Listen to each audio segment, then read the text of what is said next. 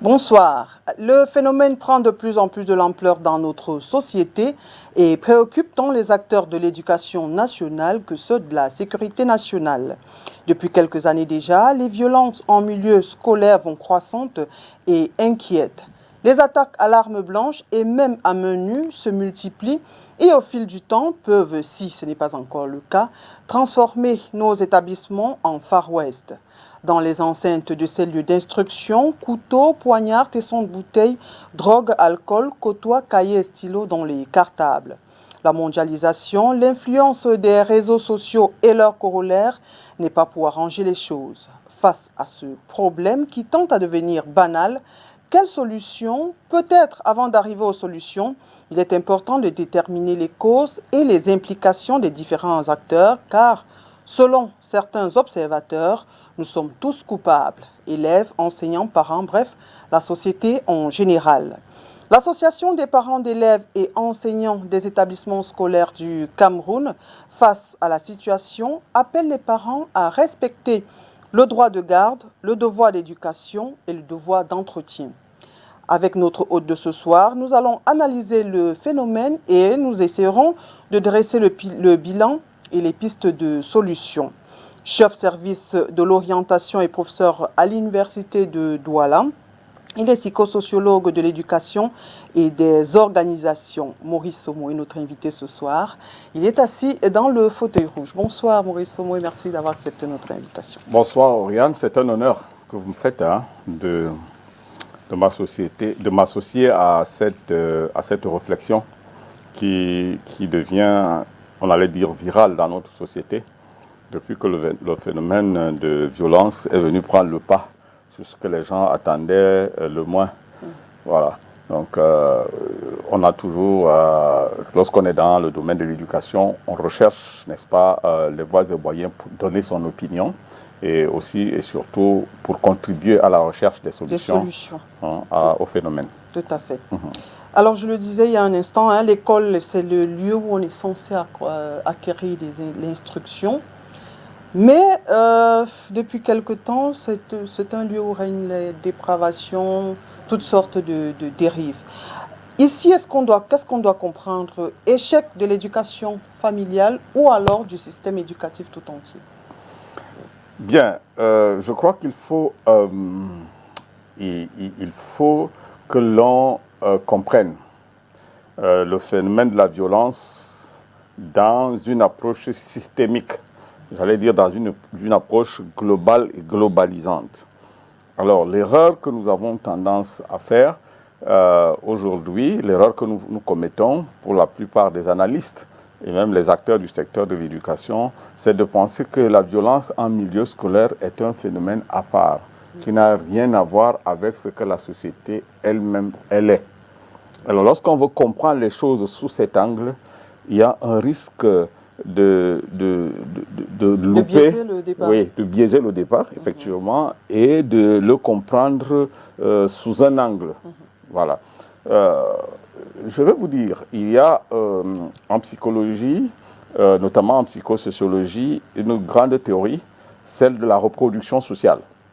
On parle de la théorie de la reproduction sociale.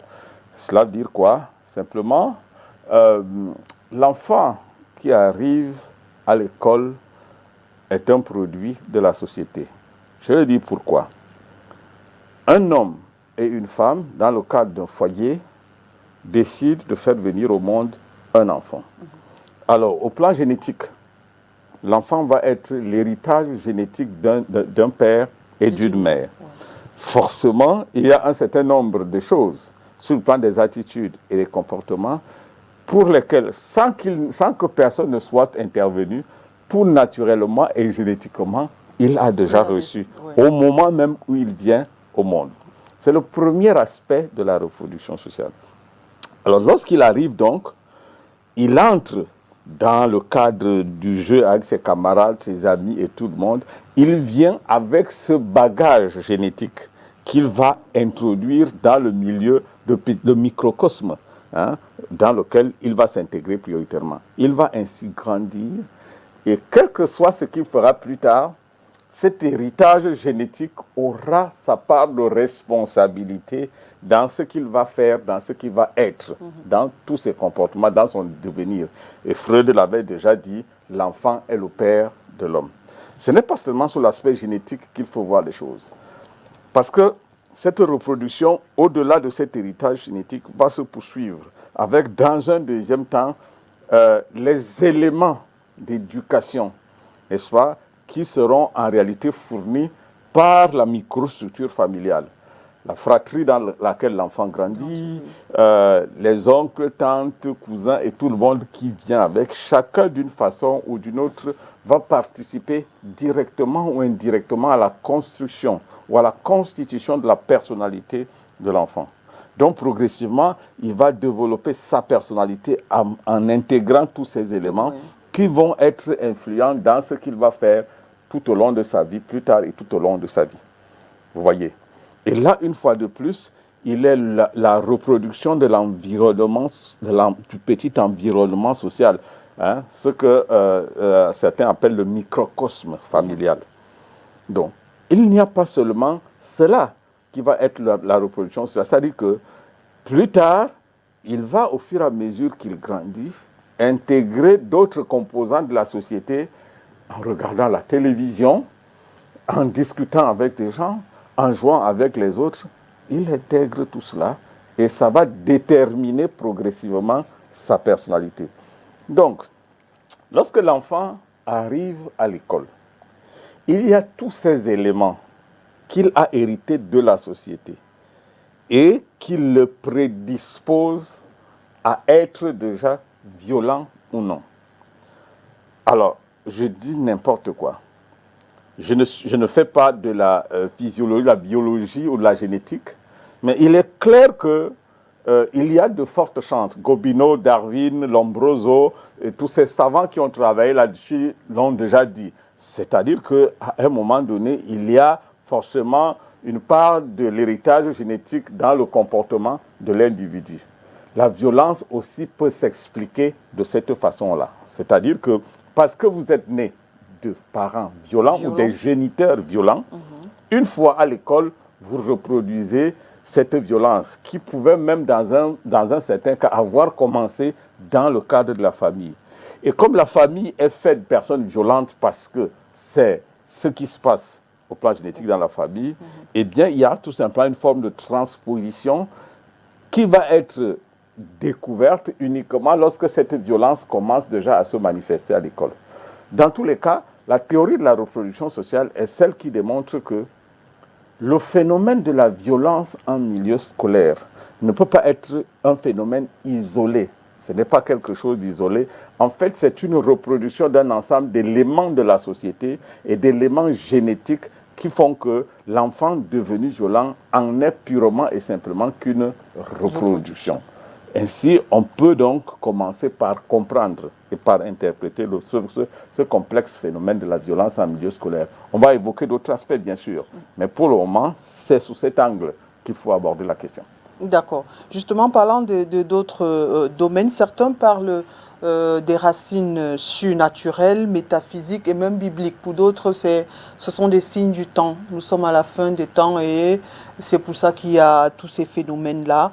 Parce que on ne comprend pas qu'un adolescent puisse avoir un comportement aussi violent. Donc pour eux, c'est que on est déjà à la fin des temps. Oui. Sinon, il y a une force mystique qui le pousse à avoir ces gestes-là.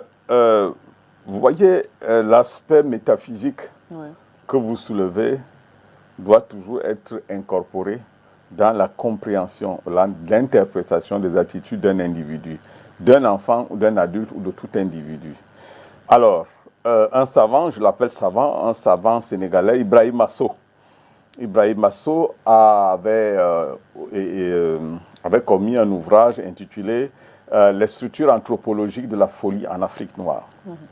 Alors, pour comprendre pourquoi, parce que pour essayer de comprendre pourquoi, ou si vous voulez, comment l'Africain interprète la folie, au-delà d'être une maladie au sens biologique, le fou en Afrique est parfois l'incarnation d'une force mystique.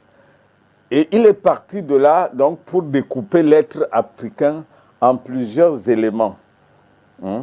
Alors, il a appelé ça des dimensions, les différentes dimensions de l'être humain africain. Et pour comprendre l'être humain africain, qu'il soit un enfant ou un adulte, il faut le comprendre en le découpant dans ces différentes dimensions et en voyant lesquelles de ces dimensions influencent finalement sa personnalité et son être. Bon, et c'est pourquoi il a divisé, il a appelé la première sphère l'aspect microcosmique. C'est-à-dire que l'enfant qui naît est lui-même, au fond de lui-même, un univers à lui, qui lui est totalement propre. Et c'est la dimension microcosmique. Et là-dessus, nous revenons à la thèse que nous avons évoquée tout à l'heure, c'est-à-dire l'héritage génétique et tout cela. Donc, voilà la dimension microcosmique.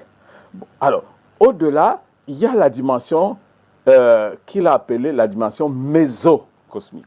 La dimension mésocosmique va commencer maintenant à intégrer la famille, dont les parents, la fratrie. Cela va intégrer également les camarades de jeu, bref, la société proche.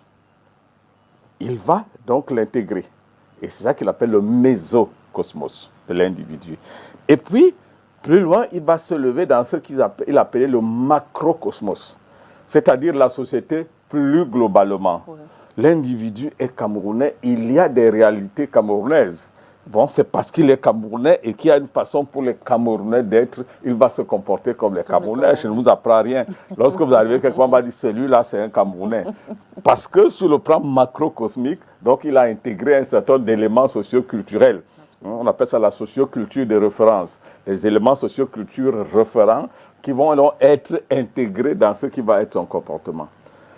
Et là, bien sûr, madame, on va traverser un cap.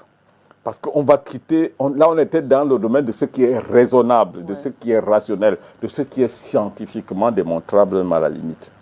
Et c'est ce que nous partageons avec l'Occident, par exemple, dans la compréhension, par exemple, de la folie. Et qui va être aussi une compréhension de nous tous, c'est-à-dire l'Africain, et nous dans la compréhension, par exemple, de l'attitude du comportement d'un enfant. Pour nous lever et pour nous élever à ce qu'Ibrahim Masso a appelé la dimension métacosmique. C'est-à-dire que là, on est dans la relation que l'enfant entretient avec ses ancêtres. Les Européens viendront vous dire non, les ancêtres ne connaissent pas, il est mort, dada. Mais attention, un enfant parle, on vous dit que c'est son ancêtre qui parle, ici chez nous en Afrique. Vous ne pouvez pas ne pas intégrer cette dimension. Vous voyez. Et puis, il n'y a pas seulement les ancêtres, mais il y a Dieu.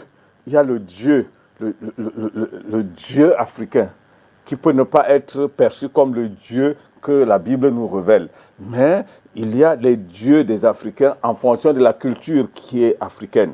Donc, Ibrahim Masso pense que des ancêtres, les dieux africains également, sont à prendre en compte dans la compréhension des attitudes et des comportements. Et ceci est totalement vrai parce que lorsque un enfant, par exemple, échoue à un examen, certains enfants échouent à un examen, posez-leur la question pourquoi il a échoué à l'examen. Il vous dit, mon oncle m'a attaché au village. Bon, en fait, ça se prend comme ça, mais en fait, c'est que cet enfant a déjà intégré l'idée d'une relation avec un être, même s'il n'est pas ici avec lui. C'est-à-dire que son oncle, sans être avec lui en ville, peut agir sur lui étant au village, et cela a un impact. Il a déjà intégré cela, et cela a une influence sur ce qui va devenir. Donc, pour tout dire donc, et revenir à votre question, effectivement, la violence, puisque c'est de ça que nous parlons aujourd'hui, pour être totalement comprise, doit l'être également dans une forme, dans une approche intégrative. C'est-à-dire que celle qui voudrait qu'au-delà des aspects rationnels de la violence que les sciences de l'éducation et toutes les autres sciences nous donnent, il faut aller au-delà et penser que il y a une dimension cosmique qui peut être, qui devrait être intégrée et peut nous permettre de mieux comprendre le phénomène et de mieux l'interpréter. Très bien. Tout à l'heure, vous avez parlé de l'enfant qui hérite de ses parents, de la société, de tout. Est-ce qu'ici, on doit comprendre, s'agissant tout au moins des parents, que ceux-ci, parce que l'enfant est un peu le fruit d'eux-mêmes, ils n'ont pas pu décrypter les signes avant-coureurs de la violence. De la violence. Oui. Donc, oui, dans la plupart des cas, je vais vous dire, les parents sont les derniers à percevoir le tard de leurs enfants. C'est malheureusement la réalité, mais il y a une forme j'allais dire, de magnification de l'enfant chez les parents en général qui fait qu'ils oublient la dimension dérive et tout ce qu'il faut venir. C'est-à-dire que vous allez chez un parent, vous lui dites que son fils a fait ceci. La première réaction, c'est le déni. C'est-à-dire qu'il vous dira que non, mon enfant tel que je connais, il ne peut pas le faire. Bon, lorsque plus tard il est confronté aux preuves, qu'il se rend compte qu'en réalité, son enfant, il ne le connaît même pas, à la vérité. C'est-à-dire que nous sommes, sur le plan de la relation affective, attachés à nos enfants, que la seule dimension que les parents perçoivent chez leur enfant, c'est les actes positifs que l'enfant pose, mais beaucoup moins cette dérive progressive. Et malheureusement, et c'est là vraiment où tout va basculer, l'enfant se sent de plus en plus conforté dans l'erreur et la bêtise. Parce que la répression qui était supposée être attendue, n'est-ce pas, des parents ne vient pas. Et donc, du coup, de dérive en dérive, c'est comme ça que généralement les enfants, les parents sont les derniers à être au courant que leurs enfants sont devenus violents. Ouais. Et ce phénomène, malheureusement, il est fréquent. Voilà. Est-ce que si on s'en tient juste au milieu scolaire, parce qu'il faut dire que la violence ne se fait pas qu'en milieu scolaire, même dans la rue, on voit des jeunes se battre. Si on se fie juste au milieu scolaire, est-ce qu'ici on doit comprendre également que l'enseignant n'a plus cette autorité-là, cette influence-là sur son apprenant? Bon, là, vous soulevez un problème, j'allais dire délicat. C'est parce que là, vous allez directement vers la responsabilité de l'enseignant dans le phénomène de la violence. Nous supposons que, je mets un peu les enseignants en avant, parce que la violence dans ces milieux-là, ce n'est pas qu'envers leurs camarades. Oui. On a vu aussi des enfants s'en prendre à leurs enseignants qui sont même leurs aînés. Je comprends bien votre démarche et votre progression. Et ce que je veux dire, c'est que je voudrais qu'on vide un élément familial que nous pourrions occulter et qui en réalité ne va pas nous permettre, lorsque nous allons aborder l'aspect probablement des solutions, n'est-ce pas, d'intégrer. Oui. L'élément parental dans la responsabilité à la violence. Vous avez bien fait de me faire dire que les parents sont les derniers à constater les dérives de leurs enfants parce que, omnibulés qu'ils sont, à ne regarder que les aspects positifs, en raison du lien affectif qu'ils ont, la chance qu'ils ont d'être parents, ils sont si contents qu'ils oublient que parfois, ils ont un cadeau, mais qu'il faudrait faire attention, il peut devenir dangereux. Alors, il y a un élément fondamental qu'on appelle le modèle identificatoire. Alors, il y a deux aspects là-dessus. Il y a un aspect qui porte sur l'échec d'un modèle identificatoire parce qu'il n'y en a pas du tout. absence catégorique d'un modèle identificatoire, premier aspect négatif, il y a le deuxième élément qui peut être en fait un mauvais.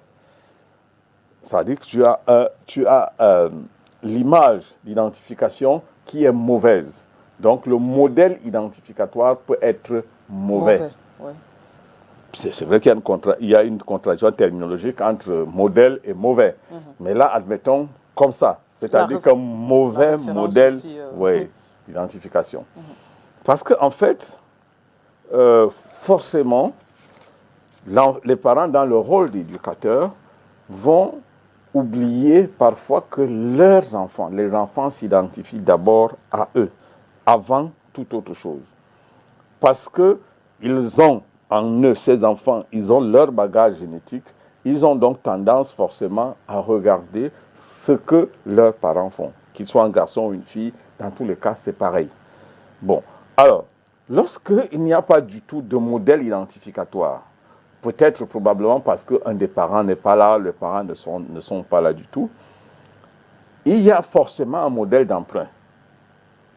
Et le modèle d'emprunt, ça peut être un ami, ça peut être un oncle, un cousin, et dont on n'a pas l'absolue certitude que c'est le bon modèle. Et dans une forme de crise de modèle identificatoire, l'enfant à la quête de ce modèle va forcément intégrer parfois, ou alors laisser simplement ce vide-là. Ce vide va être remplacé par autre chose. Vous allez donc avoir des personnes, des enfants qui sont fragiles et agissent instinctivement. C'est-à-dire que lorsqu'il va poser un acte, il ne va pas dire que j'agis comme ça parce que j'ai vu mon père agir. Il n'a pas vu de père qui agisse, alors il agit comme ça vient. Parfois, lorsqu'il est attaqué, il répond avec toutes les armes qu'il a autour de lui. Donc, il n'a pas une codification au niveau de ses attitudes et de comportements, et à tout moment, il peut se comporter n'importe comment. Voilà donc une situation de crise de modèle identificatoire. Il n'y en a pas du tout. Maintenant, il peut exister ce modèle, mais lorsqu'il est mauvais, j'expliquais à certains de vos collègues l'autre jour, lorsque vous êtes dans votre véhicule avec votre enfant et vous arrivez au feu rouge. Vous ne regardez ni à gauche ni à droite, vous les grillez, vous passez. Et l'enfant, il est assis. Il a bien regardé que les feux étaient rouges. Il sait ce que ça veut dire, les feux rouges. On leur a dit probablement à l'école, il faut s'arrêter. Ou alors il a lu quelque part que quand les feux sont rouges, il faut s'arrêter. Quand c'est vert, il faut passer. Mais cette fois-ci, c'était rouge et vous êtes passé. L'enfant était à côté, il a vu. Et vous ne vous en êtes même pas rendu compte. On peut multiplier des exemples comme ça, ils sont nombreux. Et même la parole, la violence dans les paroles. Exactement, c'est-à-dire que y en a qui vont te baisser la vitre, ils vont dire imbécile, ils vont ressortir des grossièretés.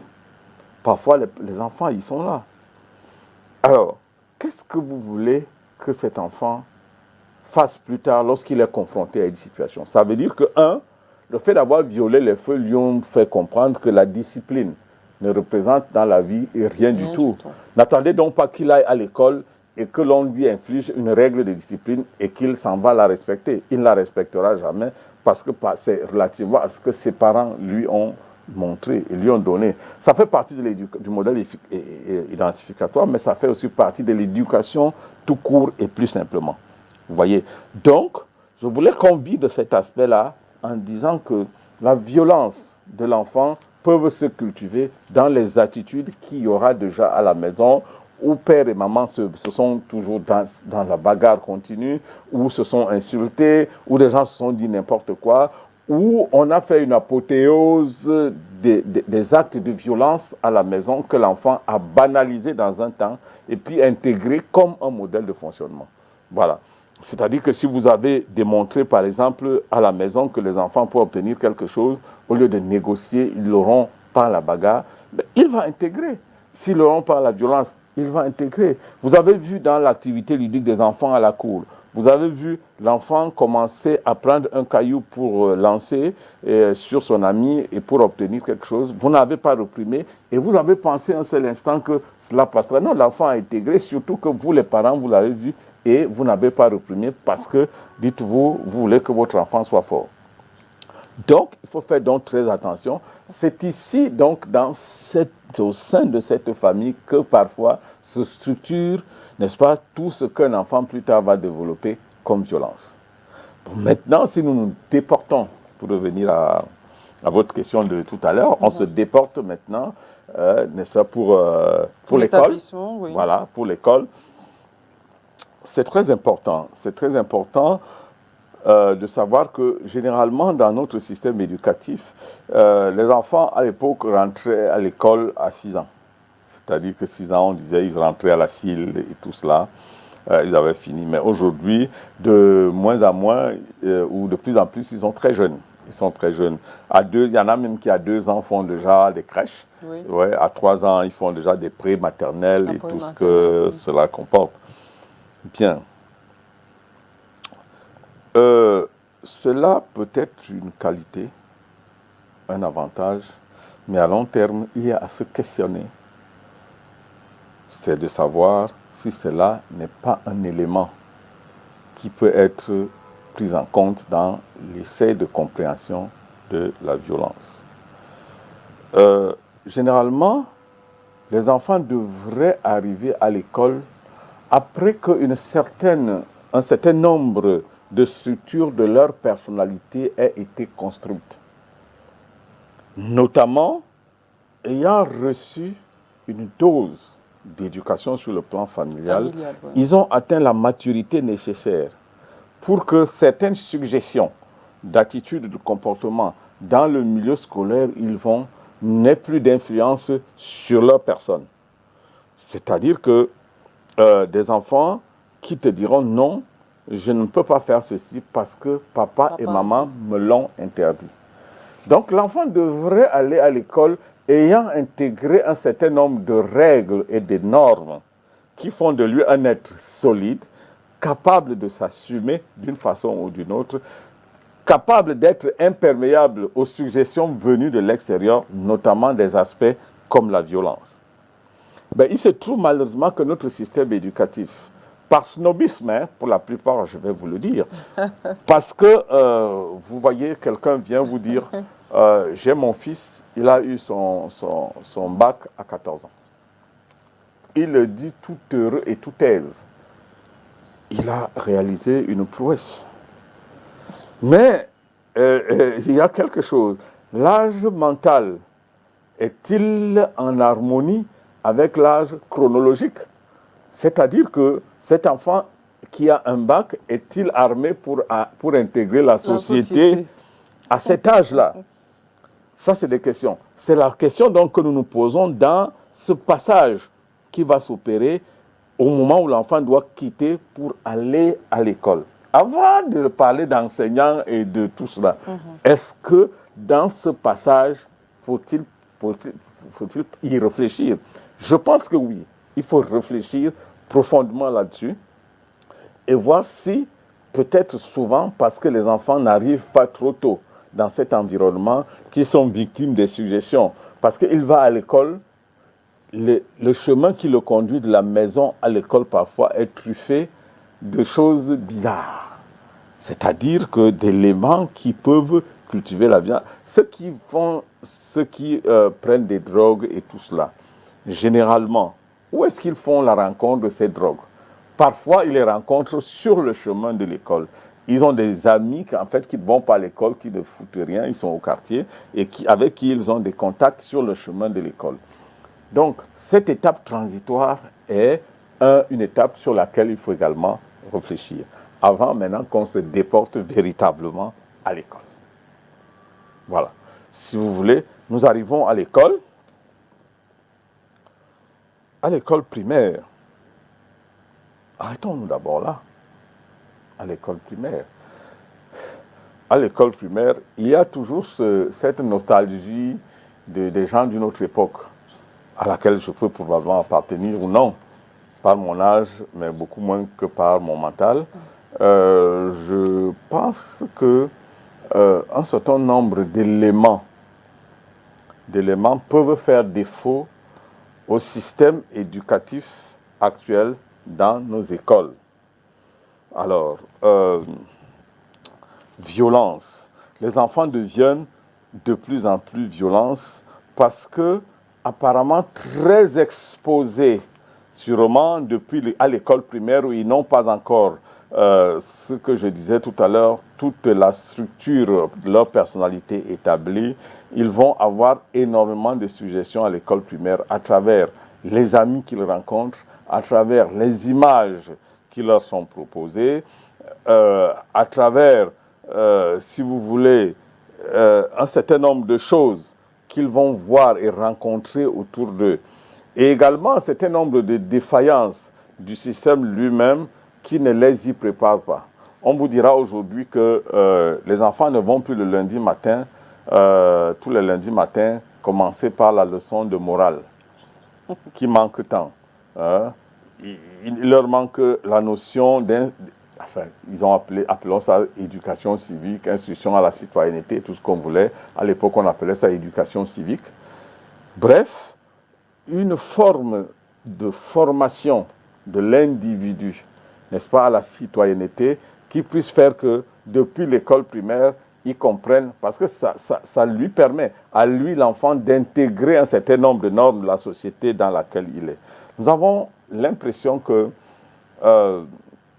il y a quelque chose à voir, probablement, dans les programmes de formation, n'est-ce pas, depuis l'école primaire, pour savoir si ces enseignements qui sont donnés aux enfants, parce que la vérité, c'est que s'il y a un problème, et c'est par là que vous êtes entré, en vous posant la question de savoir, mais l'école qui était supposée être le milieu calme est devenue plutôt le milieu de la violence. S'il y a cela, ça veut dire qu'il y a un échec quelque part.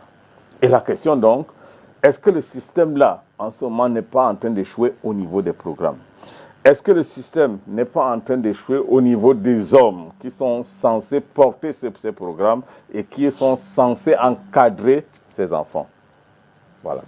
Donc, voilà autant d'éléments qui nous amènent quand même à réfléchir déjà au niveau de l'école primaire. Et ces éléments peuvent être transposés même au niveau des lycées et collèges. Peut-être que c'est pour cela que le ministère de l'Éducation de base a revu l'âge désormais dès 2023 pour, si un enfant n'a pas au moins 12 ans, il n'est pas admis à s'inscrire aux examens CEP, First School Living Certificate et autres. Donc, la grille des âges a été revue. Désormais, il n'y a plus de 2 ans, on est déjà à l'école, non. C'est au moins à partir de 3 ans qu'on est dans la petite section, la moyenne section à 4 ans et la grande section à 5 ans. Quand on regarde bien, à 12 ans, l'enfant est au cours moyen 2. Peut-être une solution. Oui, je souhaite que lorsque une solution est apportée à un problème, que la solution soit motivée. C'est-à-dire que lorsque les responsables en charge de l'éducation prennent la responsabilité de modifier ou de prendre, lorsqu'ils prennent une décision comme ça, il faut qu'elle soit motivée pour une meilleure compréhension de tous. Je ne mets pas à défaut, je ne mets pas en cause l'expertise des responsables de notre système, mais il y a un problème de communication qui vont faire que tous nous soyons au même niveau de compréhension des choses. Un parent ne comprendra pas très facilement pourquoi on veut que son enfant vieillisse jusqu'à 12 ans pour l'obtenir. Il ne comprendra jamais si en fait les responsables n'ont pas pris le temps de lui expliquer pourquoi on va vers cela. Quelles sont les motivations? Oui. Bon. Et du coup, ça risque de tricher aussi, Jusqu'à présent, la tricherie était dans le sens inverse, c'est-à-dire qu'on coupait l'âge pour qu'il soit plus petit. Maintenant, est-ce que c'est interdit maintenant désormais d'augmenter et pour cela? Ça aussi, ce n'est pas. Et puis, ce n'est pas tout. Du point de vue de la science, j'ai évoqué deux aspects, ou si vous voulez, 2 âges qui doivent être pris en compte dans l'éducation d'un enfant. Ce qu'on appelle l'âge chronologique. Comme on vous dit, madame Duncan, quand on vous regarde là, je vous donnerai 22 ans. Bon. Bon, nous sommes dans les exemples. Bon, ça peut aussi être vrai, pourquoi pas. Bon, et du coup, ça, si on regarde sur votre acte de naissance, c'est votre âge chronologique. D'accord. Maintenant, dans la performance intellectuelle que vous faites actuellement, est-ce que c'est véritablement une performance de quelqu'un de 22 ans? Et du coup, on entre dans ce qu'on appelle l'âge mental. Alors, l'âge mental, elle est, dans une certaine mesure, la capacité, par exemple, de répondre ou de résoudre un problème. La facilité avec laquelle vous résolvez un problème, contrairement à un autre qui est en retard sur ce plan, le plan de cet âge mental-là. Donc, ça veut dire, deux enfants peuvent avoir le même âge chronologique, mais avoir un différentiel important au niveau de l'âge mental qui est dévoilé ici par des études comme par exemple le quotient intellectuel. Donc du coup, faire ici une limite, si vous voulez, qui est prescrite, c'est un peu freiner le génie de certains enfants qui, véritablement, sur le plan de quotient intellectuel et de l'âge mental, font preuve déjà d'une certaine précocité. Et qui, véritablement, si vous les ramenez à cet âge, dans une classe qui ne correspond pas Ils vont s'ennuyer à la leur sur le plan mental, et bien, naturellement, comme vous dites, non seulement ils vont s'ennuyer, mais vous allez créer en eux ce qu'on appelle des formes d'inhibition cognitive. C'est-à-dire que vous allez compresser cet enfant, et si bien que sur le plan de la réflexion, il va être inhibé, plus capable de réfléchir, il est presque bloqué. Alors ça, c'est pourquoi je dis, oui, il faut limiter, mais attention, il faut faire très attention. Est-ce que nous n'allons pas vers la mort de certains génies en procédant de cette façon? Peut-être que, bon, ça c'est une parenthèse, peut-être créer des écoles spécialisées pour les surdoués, comme on voit ailleurs. Bien.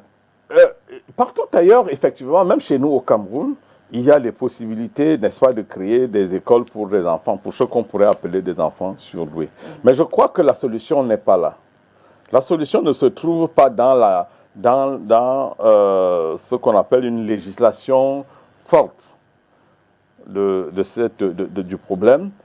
La solution, à mon sens, se situe dans l'éducation et la responsabilisation des acteurs du système éducatif. C'est-à-dire que les parents qui sont les premiers, parce que c'est eux qui veulent généralement que les enfants soient précoces, eux, il faudrait déjà les former, les éduquer et leur dire pourquoi est-ce qu'on va vers là, quel est le bien fondé qu'il y ait une certaine coexistence entre l'âge mental et l'âge chronologique, qu'il y ait un équilibre entre l'âge mental et l'âge chronologique. Il faudrait que les parents le comprennent. Lorsqu'ils l'ont compris et l'ont intégré, en ce moment, on n'a plus besoin de légiférer là-dessus. Voilà. Maurice Somo, toujours dans les causes, hein, est-ce qu'on peut à un moment donné parler du psychique? C'est-à-dire qu'en dehors de l'héritage familial, de la société, des établissements, est-ce qu'à un moment donné, on peut se dire il est malade parce que au regard de ces éléments précédents, c'est-à-dire que rien ne le prédisposait à un tel acte, est-ce qu'à ce moment, on ne peut pas se retourner vers le psychique? Oui. Bon, écoutez, l'enfant, la violence en milieu scolaire, l'enfant est violent ou il devient violent. Il n'y a pas trois axes en dehors des deux que j'évoque. Soit il est violent par essence, soit il devient violent. Il est violent par essence parce qu'il a hérité d'un bagage génétique, j'insiste là-dessus. Et il est violent, il le deviendra. C'est-à-dire qu'on fera tout ce qu'on voudra par la suite, mais au départ, c'est un sujet violent. Beaucoup de scientifiques l'ont démontré. Ou alors, il devient violent. Et c'est là où, n'est-ce pas, l'éventail devient très prononcé. C'est-à-dire les possibilités pour lui de devenir violent. Et là, nous avons évoqué le fait qu'il peut le devenir à partir de la structure familiale, il peut le devenir à partir de l'école, il peut le devenir à partir de la société plus globalement. La dimension psychique à laquelle vous faites allusion ne devrait pas nous en avons parlé, même si de façon, sur le plan de la terminologie, nous n'avons pas dit les choses de cette façon-là. Le comportement d'un enfant est issu de sa personnalité. La personnalité, elle se construit sur le plan psychique.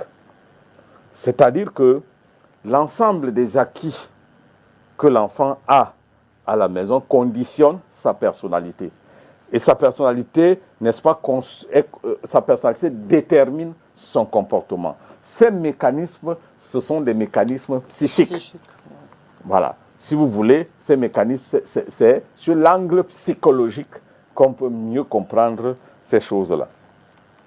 Alors, certains sages, je n'aime pas, j'appelle les hommes de science, certaines sciences, n'est-ce pas, parlant, s'agissant de la personnalité de l'individu qui détermine le comportement de l'enfant, vont vous dire que, comme je parlais de Freud tout à l'heure, l'enfant est le père de l'homme. Une façon de dire que, depuis la prime enfance, et ça, je vais malheureusement verser dans ce que je n'aime pas le plus, dans une forme d'approche trop scientifique. J'aimerais qu'on se parle de façon prosaïque, comme nous avons commencé, pour qu'on soit au même niveau de compréhension que tout le monde. Il y a des stades de développement de l'individu que certains affectivistes, à l'égard de Freud que j'adore, ont disséqué, ont distingué. Par exemple, le stade oral. Le stade oral. On sait, par exemple, que le stade oral a des caractéristiques fondamentales. L'enfant vient de naître, toute la satisfaction il a dans sa cavité buccale et dans la relation qu'il a avec le téton mammaire de sa mère. Et cet aspect est le premier. Il peut arriver que dans cet aspect du stade oral, que l'enfant soit victime d'un certain nombre de frustrations. De frustration parce que Madame Donquin fait son enfant, mais il voudrait que sa poitrine soit soutenue, comme elle est là actuellement. Elle est contre l'allaitement maternel. Voilà, on dit pas d'allaitement, comme ça, allez, on évite. L'enfant, lui, il en a besoin, mais on a oublié ce qu'on a coupé le lien affectif entre l'enfant et la mère, et l'enfant a subi ça comme une frustration qu'il intègre dans une dimension psychique de sa personnalité et qui pourra plus tard rattraper. Je vais bondir pour dire que certaines sciences vont jusqu'à dire que l'enfant qui développe une addiction à la cigarette et à un certain nombre de choses, c'est en réalité une forme de substitution, n'est-ce pas, à cette frustration au stade infantile de son développement, notamment au stade oral, parce que, quelque part, il n'a pas évacué totalement, n'est-ce pas, les pulsions qu'il avait au niveau de la cavité buccale, ou si vous voulez, les désirs qu'il avait au niveau de la cavité buccale et qui sont demeurés. Vous voyez, finalement, vous voyez un enfant, lorsqu'il regarde, il pose certains actes, vous allez, pour le comprendre, opérer par ce qu'on appelle une anamnèse.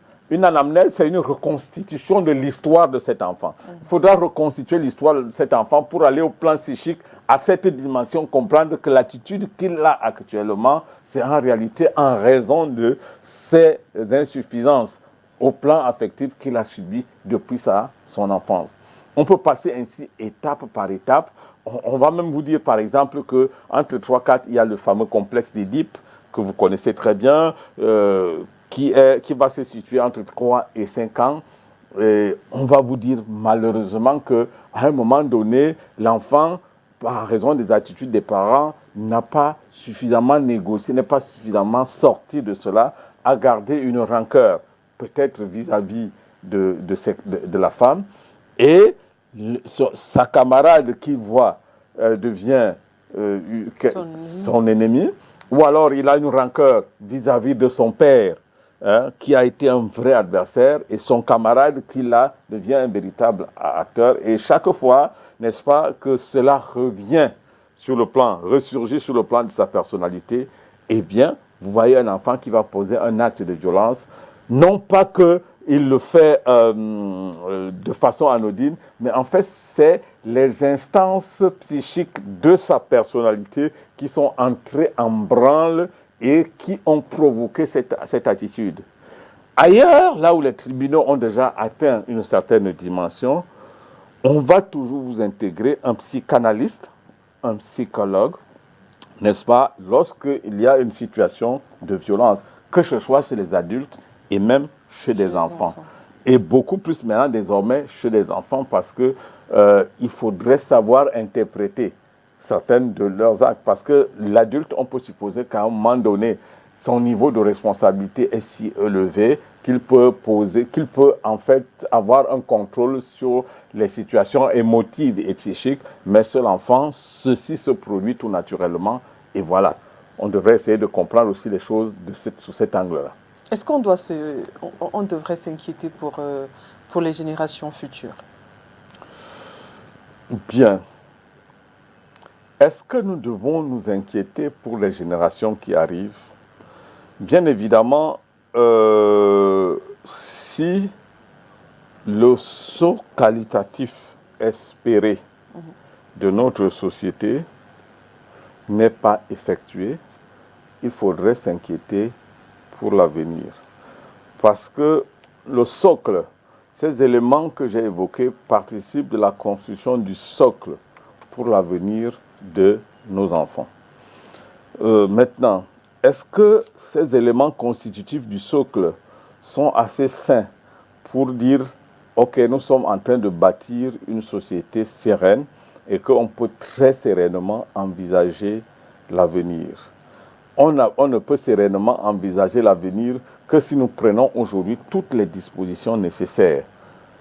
Alors, ces dispositions nécessaires, c'est en fait rester dans ce qui peut nous assurer que nous sommes dans la bonne voie. Vous voyez, c'est-à-dire que l'école aujourd'hui, si elle continue de banaliser le phénomène de la violence, court le risque de cette à force de banaliser cela, de pérenniser cette violence. Et tout commence, parce qu'on a occulté un peu le problème des enseignants, tout commence par ceux qui sont en charge de la formation de cette jeunesse. Nous avons fini avec les parents. Maintenant, ceux qui sont en charge, c'est-à-dire l'enseignant. Vous voyez, l'État, tous les États mettent énormément de choses, énormément de moyens dans la formation des enseignants. Aujourd'hui, un enseignant qui sort d'une école normale au Cameroun, l'INSET de Douala ou l'école normale à Yaoundé, Bolva et partout, Maroua, eh bien, les moyens qui sont mis en avant sont tels que sur le plan pédagogique, nous sommes sûrs que l'enseignant qui en ressort a tous les atouts, les arguments et les éléments nécessaires pour que l'enfant qu'il forme soit à l'abri d'un certain nombre de dérapages et de dérives. Parce que ce n'est pas seulement des instructeurs, n'est-ce pas, qui sont formés, c'est des fins pédagogues, c'est des éducateurs totalement faits et complets qui sortent de là. Maintenant, on peut aller fouiner là-dedans et se rassurer et se poser un certain nombre de questions. La première serait, est-ce que, objectivement, c'est ceux qui méritent d'être qui sont là? Est-ce que, objectivement, les processus de sélection sont si objectifs pour que ceux qui sont là, c'est ceux qui devraient être là? Donc, ça dit que si ceux qui présentent des dispositions à leur devenir, ça, c'est des choses qu'il faut questionner. Est-ce que quand ils sortent de là, ils ont à leur disposition tous les éléments nécessaires pour mettre en application toute la science qu'ils ont acquise pendant leur formation? Voilà. Donc, de ce point de vue, il faut donc responsabiliser les enseignants, mais en étant sûr que le système en lui-même a pris toutes les dispositions pour que l'enseignant qui arrive a rempli toutes les conditions nécessaires pour être... Alors on peut vraiment très sereinement prendre un enfant et le lui confier. Voilà. Donc, si cela est fait, nous pouvons penser que aujourd'hui, avec la situation qu'on connaît, les choses pourraient facilement présager des lendemains meilleurs. Parce que la qualité d'un système, c'est la possibilité pour ce système d'exposer chaque fois ses tares et ses insuffisances. Donc, la possibilité de les corriger. Un philosophe anglais, Karl Popper, pour ne pas le citer, avait dit « Tout ce qu'on fait dans la vie, c'est un ensemble d'essais, d'erreurs et de recommencements. Il n'y a pas de succès pour ceux qui n'essayent pas, en un mot, et qui n'acceptent pas à un moment donné qu'ils se sont trompés. La possibilité pour un système de comprendre qu'il s'est trompé est une grosse qualité et qui est une qualité garante d'un succès pour l'avenir. Et c'est justement à cette phase importante que notre société se trouve actuellement, si vous voulez. Notre système éducatif est justement à ce moment précis, avec la recrudescence des violences en milieu scolaire. On va aller me chercher des causes subsidiaires, l'alcoolisme, le tabagisme, les stupéfiants de tout. Oui, pour moi, c'est du menu fretin. Mais sur une analyse macro, il faut dire que le système éducatif et notre société entière est actuellement dans la phase critique, celle qui consiste à ressortir les insuffisances et les tares. Et nous gagnerons le combat si, ayant pris conscience de toutes ces insuffisances et de tous ces manquements, nous aurons pris toutes les dispositions nécessaires pour les corriger. D'où, n'est-ce pas, le caractère profond de la question que vous vous posez. Il y a eu des soucis. Des enfants ont bagarré, ils se sont tués, ils ont même poignardé. Et puis, on a pris quelques mesures cosmétiques. Sur le coup, j'ai regardé dernièrement à la télé les forces de l'ordre se déployer dans un campus universitaire, dans un campus scolaire, fouiller étudiant après étudiant. Cette nuit, je n'ai pas dormi. Enseignant de mon état, éducateur, je n'ai pas pu dormir. Pour une raison toute simple. Vous êtes à l'hôpital. Vous êtes dans un hôpital et on dit, dans cet hôpital, il y a beaucoup de malades qui meurent.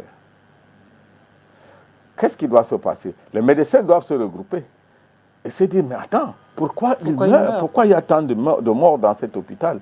Et peut-être notre approche thérapeutique, elle n'est pas la bonne, notre pratique de la médecine n'est pas la bonne, il faut la rectifier, et ainsi de suite. Alors, si à l'hôpital, on fait débarquer l'armée et la police,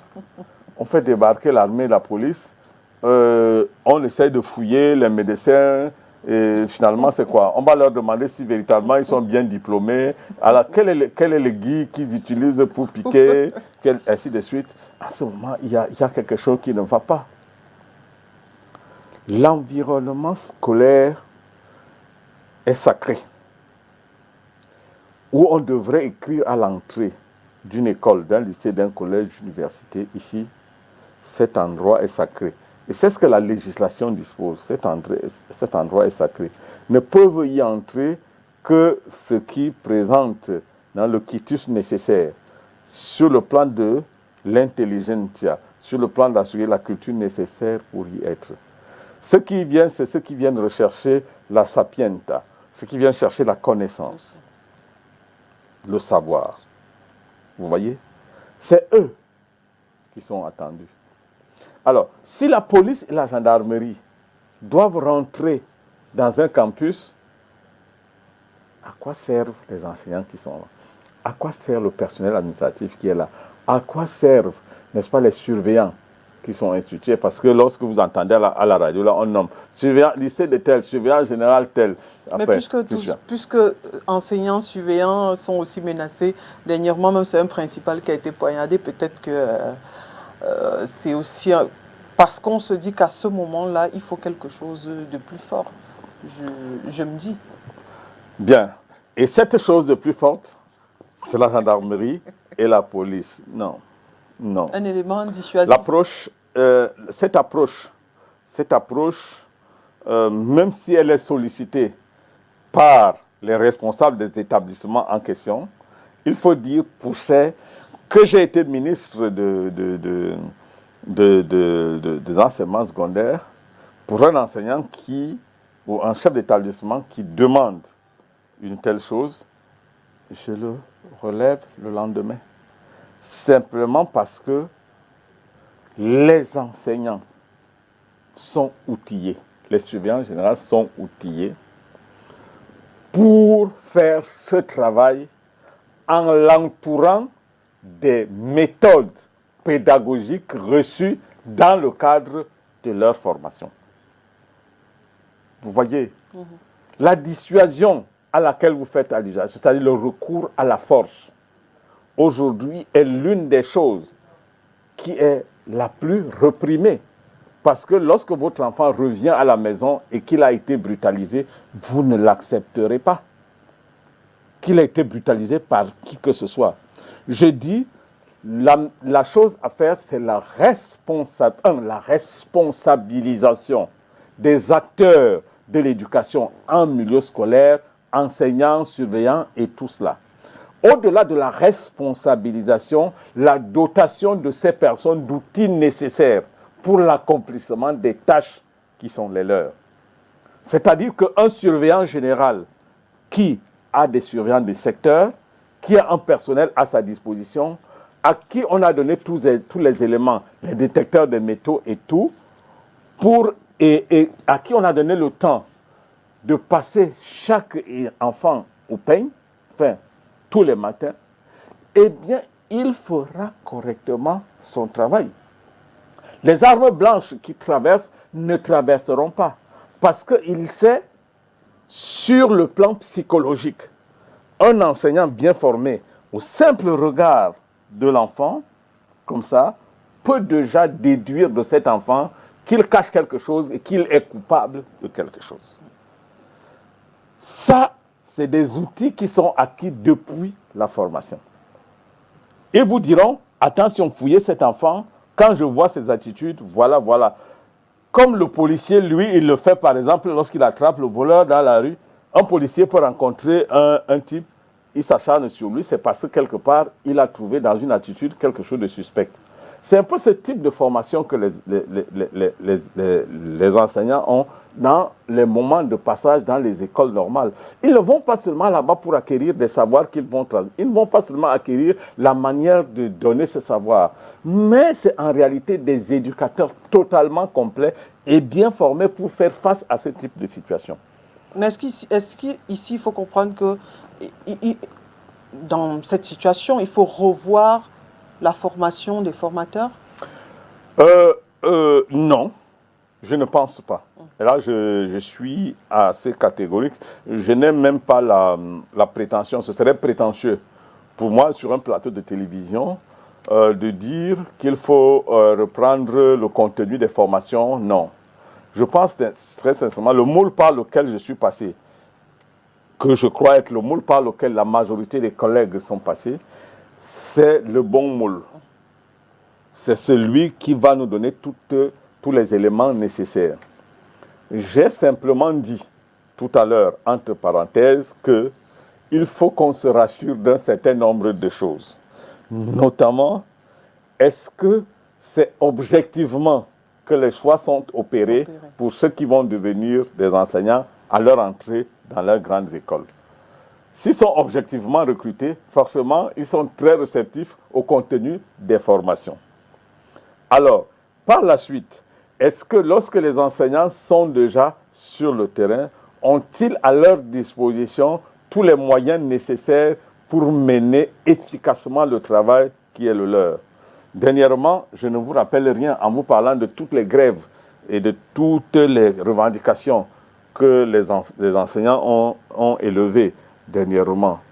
Alors, tout cela, est-ce que ça participe à rendre l'enseignant serein dans le travail qu'il fait, au point où on reviendrait à cet enseignant total, qui n'est plus celui qui rentre dans un lycée avec sa mallette, rentre dans la salle de classe, dispense son cours de mathématiques, ressort et repart, rencontre un enfant dans la cour mal habillé, ne lui dit pas de refaire ses boutons, rencontre des enfants en train de bagarrer, n'essaye pas de les sanctionner et de les réprimer, simplement parce qu'il s'est dit, comme je ne suis pas bien traité, en fait, je fais le strict minimum, c'est-à-dire dispenser mon cours et repartir.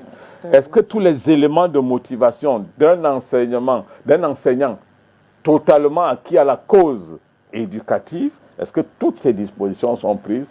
Voilà autant de questions qu'il faudrait se poser pour savoir comment on en arrive là. D'accord. Là, ce sont les enseignants. Est-ce qu'ici, on peut aussi avoir la part de responsabilité des enfants eux-mêmes dans ce cycle de violence-là et plus loin, la responsabilité, bon, on a déjà un peu abordé la responsabilité des parents, mais est-ce qu'ici, on peut aussi avoir la part de responsabilité des enfants?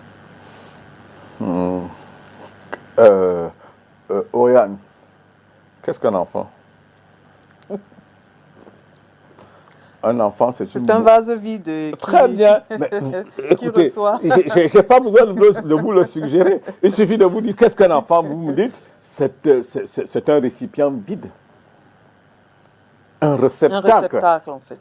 Qui attend, en fait, qu'on y apporte non seulement des savoirs et des connaissances, mais qu'on y apporte des règles d'éducation et de conduite qui pourront faire de lui un individu accompli et capable d'intégrer la société. Il sera plus tard la reproduction de ce qu'on aura placé en lui. Et du coup, difficile de dire c'est de sa responsabilité. Non. Il est issu d'une famille, il est issu d'une société, il est le produit d'un environnement scolaire. C'est tous ces éléments qui font de lui tout ce qu'il fait là plus tard. C'est pourquoi je voudrais vraiment, en toute honnêteté, en tant qu'éducateur, mettre notre responsabilité d'éducateur au premier plan et, si vous voulez, innocenter complètement nos enfants, qui sont en fait des réceptacles et qui sont une reproduction mécanique de ce que nous, éducateurs, parents et autres, avons placé en lui. Il a fait la rencontre des stupéfiants. Un enfant n'est pas resté chez lui. Et un de ces 4 matins, il a commencé à fumer. Non. Quelque part, il est entré au contact. Parce que probablement, les parents ne l'ont pas suffisamment protégé. Les parents ne lui ont pas appris que c'était dangereux. Et avec l'aide des réseaux sociaux. Voilà, avec tout. Qui apporte les réseaux sociaux? C'est la société. Ce n'est pas l'enfant qui a créé les réseaux sociaux. Ce n'est pas l'enfant là qui a créé la télévision, qui le regarde tous les soirs et qu'il consomme. En fait, c'est autour de lui que des choses se sont structurées et finalement l'ont conduit vers là. Donc je voudrais qu'on mette, lorsqu'on parle des responsabilités, dans l'éducation, qu'on mette l'enfant de côté. Ouais. Oublions ce que l'enfant, en admettant qu'il est simplement un produit. On va dire, oh, c'est un enfant, il est responsable parce qu'il est têtu. Mais l'enfant est têtu parce qu'il est le produit de quelque chose. Il n'est pas devenu têtu, un enfant n'est pas resté seul et est devenu têtu. Est-ce nihilo? Non. Voilà, c'est de cela qu'il s'agit. On comprend bien que si on dit que l'homme est la résultante de son environnement, ça veut dire que le nôtre est un peu nocif à la jeunesse. Absolument. C'est pourquoi d'entrée de jeu dans notre entretien, j'ai parlé de la reproduction sociale. Aujourd'hui, la jeunesse que nous avons est le reflet de la société qui est la nôtre. Une société sans violence fera des jeunes sans violence et des enfants sans violence. Mais une société violente fera forcément des gens qui sont violents. Je vous amène balader là tout de suite dehors, on fait un tour et vous notez le nombre d'actes violents que vous allez regarder. Et qui sont en fait banalisés à la limite. Vous verrez combien de gens vont s'insulter. Vous verrez combien de gens vont se prendre par le col. Vous allez voir le manque de respect. Vous allez voir des gens qui sont étalés à même la chaussée, qui n'ont aucune notion de citoyenneté, qui ne respectent rien ni personne. Voilà une société violente. Et vous voulez que face à cette société violente, qu'on ait une jeunesse qui soit pas du tout violente? Vous voulez que les enfants, eux, ils ne soient pas violents? Non, forcément, ils vont l'être, parce qu'ils sont le reflet de cette société. La théorie de la reproduction sociale, c'est-à-dire que la société reproduit à travers cette jeunesse ce qu'elle est elle-même. Alors, parlons des solutions maintenant. à court, à moyen, à long terme. Qu'est-ce qu'il faut faire déjà? Vous avez dit responsabilité enfant, on met à côté. Ça veut dire qu'il ne faut pas déjà, il faut pas penser la solution côté enfant. Les solutions, on doit les penser sur les éducateurs, les parents, la société, plus globalement, sauf les jeunes. Hum, bon, je voudrais dire, quand on parle des jeunes, il faudrait quand même les étager. Il faudrait les étager. Entre les enfants et les êtres accomplis, les enfants, les adolescents et les jeunes. Et prenons comme ça, pour que ce soit bien segmenté. Et en segmentant, on peut comprendre si, à qui est-ce qu'on peut parfois imputer cette responsabilité, la chose. Je dis, mettons les enfants de côté, parce que ce sont des réceptacles vides et ils sont des innocents tout à fait. On ne peut pas leur imputer la responsabilité de poser certains actes, même si c'est eux qui sont les coupables. Je dis du point de vue sociologique. Maintenant, il y a cette tranche qu'on pourrait appeler des adolescents. Alors, même à la période d'adolescence, les mécanismes psychiques auxquels vous faisiez allusion tout à l'heure peuvent être pour beaucoup dans la phase de l'adolescence avec tous les phénomènes que l'on connaît liés à l'adolescence, bien sûr. Donc, est-ce qu'ils sont responsables? Je dis, en fait, ils sont plus des victimes aussi que des responsables. Mais au fur et à mesure qu'on s'élève quand même, un enfant qui rentre à l'université a déjà une personnalité totalement établie. C'est-à-dire qu'il a une force mentale et psychologique, n'est-ce pas, de faire ce qu'on appelle refouler un certain nombre de pulsions, quel que soit le niveau d'émotivité qu'il a en lui. Vous voyez? Et en ce moment, s'il y a encore des actes de violence qui se posent à un certain âge, eh bien, on devrait très logiquement imputer la responsabilité. Parce que tout se situe ici au niveau de la structuration, la force de la personnalité qui détermine le comportement. Lorsqu'un individu a une personnalité totalement construite, c'est vrai qu'il y en a qui vous diront que la construction de cette personnalité va tout au long de la vie, mais on suppose qu'à un certain âge, notamment autour de 17, 18, 20 ans, la personnalité de l'enfant est suffisamment structurée et il a déjà le discernement nécessaire et qu'à ce moment, il a la force mentale et psychologique nécessaire lorsque, même si c'est une pulsion qui vient à lui, il est capable de la réprimer, il est capable, sur le plan de la société, d'intégrer un certain nombre de règles et de normes qui voudraient que, par exemple, je ne peux pas me balader avec une arme blanche et le brandir contre quelqu'un parce que la société dans laquelle je suis me l'interdit, parce que même si de l'intérieur j'ai une pulsion qui voudrait que j'aille vers là, effectivement, je dois m'arrêter parce que je suis sous le coup de la loi qui peut me condamner. Je vais revenir un peu sur les jeunes. Oui. Comme on a bien segmenté, c'est-à-dire ceux qui ne sont pas encore complètement accomplis. Tout à fait. Alors, si on a un cas où l'enfant a déjà commis un impair, c'est-à-dire au point d'ôter la vie à quelqu'un, oui. Comment récupérer cet enfant-là? Quelle est l'attitude de la famille, de la société? Où est-ce qu'il faut, j'ai envie de dire, le rééduquer ou l'encadrer? Comment est-ce qu'on fait? Bien. C'est très bien de comprendre que tout phénomène, tout problème trouve sa solution dans la cause qu'il a engendrée.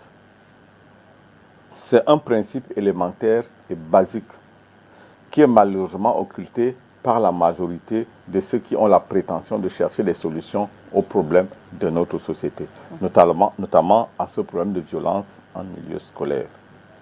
On globalise les choses, beaucoup trop les choses, et puis on essaye toujours cet effet cosmétique que je déplore. Vous voyez, lorsqu'on comprendra, lorsqu'un jour, pour les cas que nous avons enregistrés, des enfants d'un certain âge qui ont poignardé leurs camarades et les ont tués, et qu'on dise par exemple qu'il faut simplement mettre une caméra pour regarder cela, pour que les enfants soient sur surveillance. Je vais vous surprendre en vous disant que si on met une caméra quelque part pour surveiller les enfants, il y en a qui pousseront le vice très loin en commettant le crime sous le regard des caméras parce qu'ils veulent être célèbres. malheureusement, il y a des cas de perversion qui vont jusqu'à ce niveau-là. Vous comprenez? Donc, il faut identifier les causes réelles qui ont induit ces comportements et là-dedans rechercher véritablement des solutions. Il faut, dans une démarche scientifique, regrouper par exemple aujourd'hui les différents cas de violence qu'on a relevés et les catégoriser. Il y a eu des attaques à l'arme blanche, au couteau et à tout cela, et qui ont allé jusqu'à la mort. Il y a eu des simples empoignades. Il y en a qui se sont attaqués à leurs camarades, mais il y en a qui se sont attaqués uniquement aux enseignants. Il faut donc catégoriser ces différentes situations. Une fois qu'ils sont catégorisés, on recherche ce qu'on appelle des caractéristiques qui leur sont communes.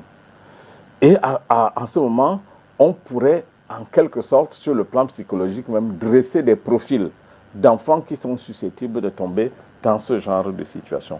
Et en ce moment, on prévoit donc une approche thérapeutique ou une approche psychothérapeutique appropriée pour faire face. Parce que sur le plan prévisionnel, on aura déjà compris que lorsque des enfants arrivent à l'école avec telle ou telle attitude, ils sont prédisposés à poser tel ou tel acte. C'est comme ça qu'on pourra chercher des solutions à ce type de problème.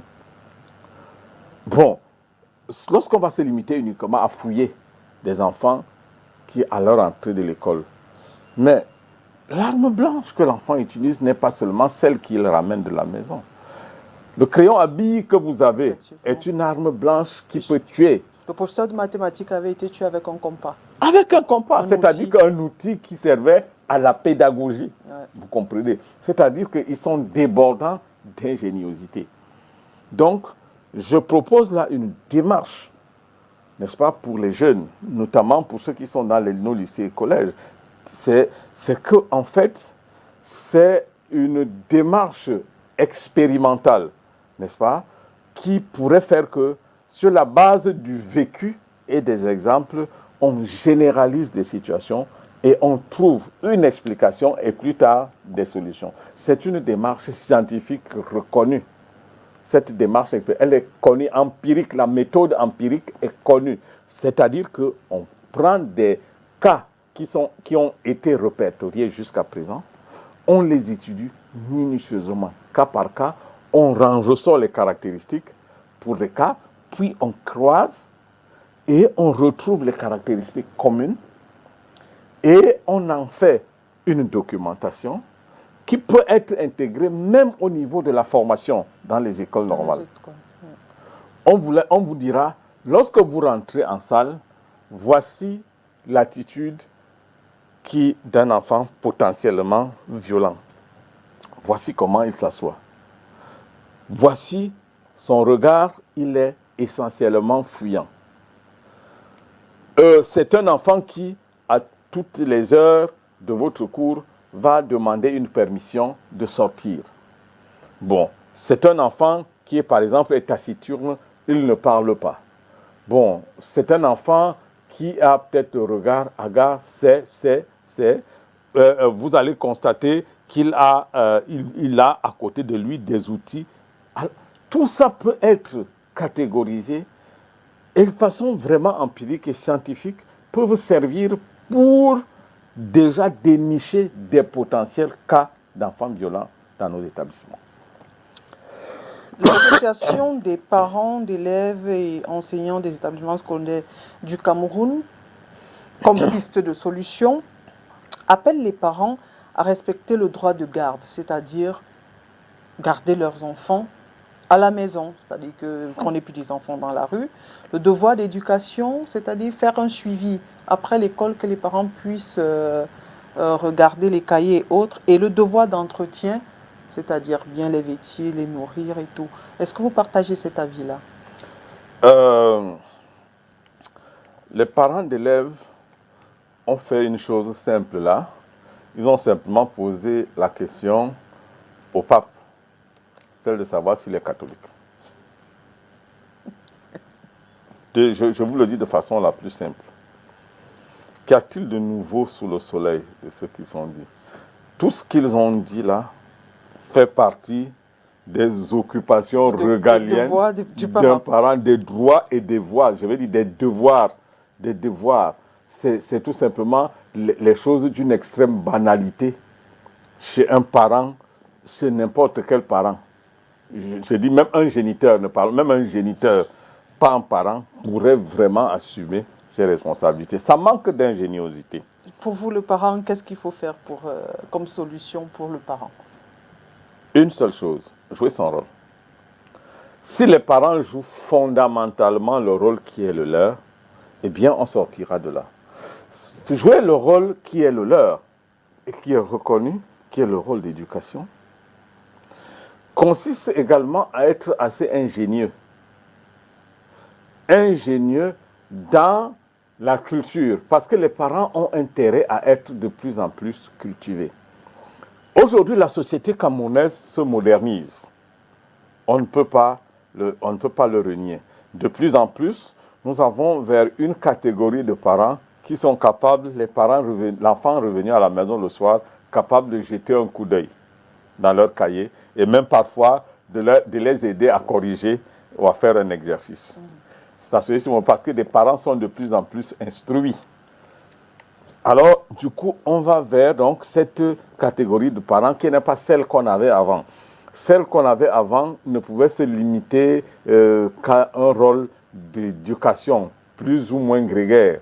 Hein? C'est une éducation qui ne se limitait qu'aux règles de discipline élémentaires qu'eux-mêmes ils intégraient. Mais aujourd'hui, les parents sont de plus en plus cultivés. Ils sont au courant de l'évolution de la société et ils doivent intégrer les données qu'ils connaissent de cette société pour les intégrer dans le processus d'éducation de leurs enfants. C'est-à-dire qu'ils savent que la société est de plus en plus violente. Ils sont informés à travers la télévision qu'ils regardent, à travers les réseaux sociaux qu'ils lisent. Ils sont au courant de ce qui peut contribuer à faire de leurs enfants des enfants violents. Et parce qu'ils sont avertis, la société ne leur pardonnera pas de sortir des enfants qu'ils envoient à l'école sans qu'eux, ils n'aient pris toutes les dispositions nécessaires pour former des enfants qui ont des personnalités, comme j'évoquais, des personnalités suffisamment fortes, donc imperméables à toutes les agressions qui tendent à faire des enfants violents. Donc les parents ont ce devoir, leur devoir seulement, mais ils ont le devoir d'ingéniosité. Parce que ces parents aujourd'hui sont de plus en plus modernes. Et voilà. La société de façon globale? Bien. Lorsque vous parlez de la société de façon globale, nous devons commencer par le système. Le système.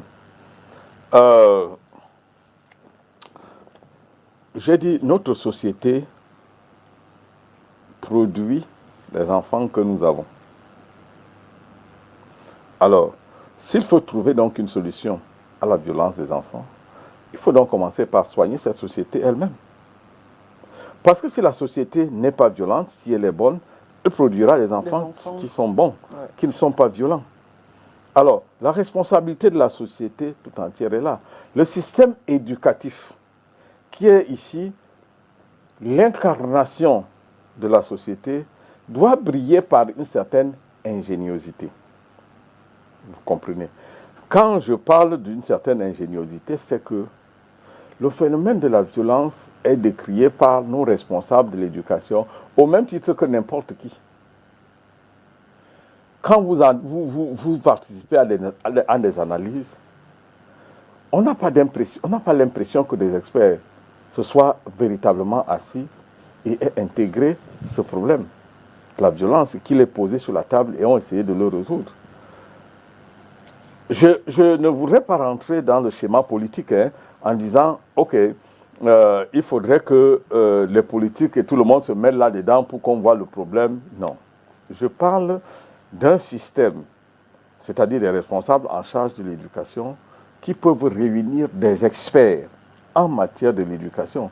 S'ils veulent, ne parlons pas des problèmes des enseignants, ne parlons pas des écoles qu'il n'y en a pas ici, ne parlons pas de tout ça, mais appelons le problème de la violence à lui tout seul. Posons-le sur la table, mais pourvu qu'il soit débattu par des experts en la matière, c'est-à-dire que des éducateurs et des personnes qui peuvent maîtriser le phénomène de la violence et les potentielles sources de cette violence. Ceux qui pourront mener des études comme celles que j'ai évoquées tout à l'heure et qui pourront plus globalement proposer au système et à la société des mesures appropriées pour cela. Mais tant que cela n'est pas fait, on a l'impression que tout le monde a tendance à se rejeter la responsabilité. Et vraiment, dans ce jeu de rejet de responsabilité, il y en a qui sont les meilleurs perdants, c'est nos enfants. Alors, il est temps, à mon avis, sur le plan de la société, que ceux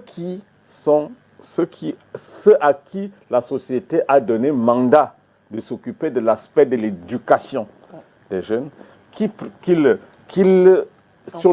ont la science nécessaire pour le faire, parce qu'un ministère comme le ministère de l'Éducation, le ministère des enseignements secondaires, est doté de savants à tous bords pour prendre ce problème à bras le corps, le poser et véritablement sortir des solutions qu'il faut. Mais tant que ça va être une histoire où, aujourd'hui, un enseignant est tué quelque part, les médias s'en saisissent, diffusent l'information, on relaie dans les réseaux sociaux, le sectoriel sort là-dessus, la tutelle sort et condamne et dit « Ok, on va voir les responsables, les coupables ». Non.